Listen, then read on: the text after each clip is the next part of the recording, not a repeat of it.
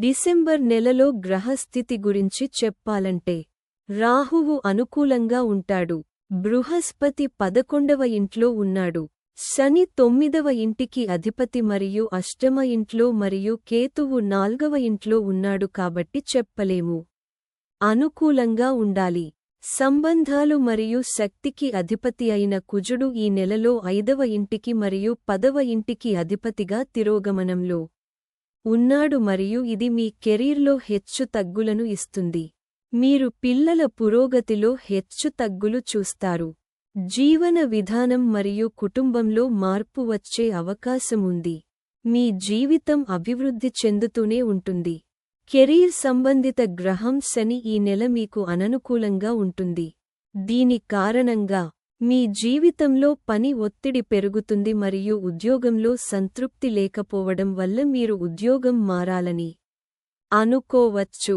శుక్రుడు డిసెంబర్ 2, 2024 నుండి డిసెంబర్ 28, 2024 వరకు 7వ ఇంటిలో 4 మరియు 11 ఇంటికి అధిపతిగా ఉంటాడు.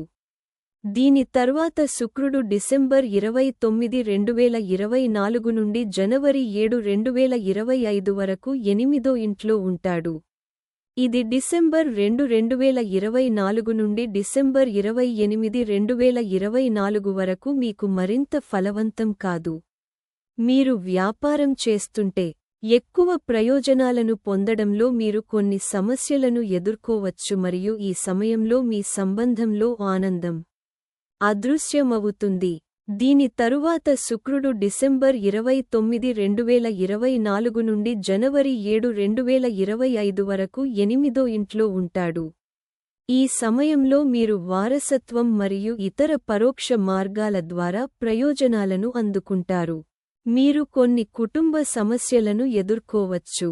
అవరోహణ రాశి కేతువు 3వ ఇంట్లో ఉంటాడు. ఇది ఈ నెలలో మీ జీవితంలో సంకల్పం మరియు ధైర్యం చూపుతుంది. మీరు మీ జీవితంలో చాలా అభివృద్ధిని పొందుతారు. మీరు ఆధ్యాత్మిక తీర్థయాత్రకు వెళ్లాలని భావించవచ్చు. నివారణ రెగ్యులర్ ఓం చంద్రాయ నమః అనే మంత్రాన్ని 20 సార్లు పఠించండి.